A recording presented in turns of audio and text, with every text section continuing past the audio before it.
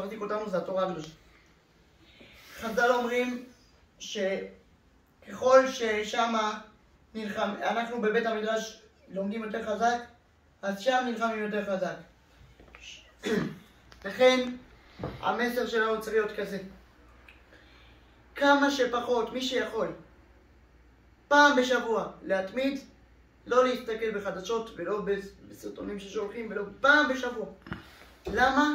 כי זה מחדיר לראש סוג של יופי, צה"ל ניצח, כוחי ועוצם ידי. ברגע שאנחנו פעם בשבוע נתחזק ולא נסתכל, אנחנו נדע שלהשם הישוע. וזה בעצם, הקדוש ברוך הוא יראה את ההתחזקות הזאת.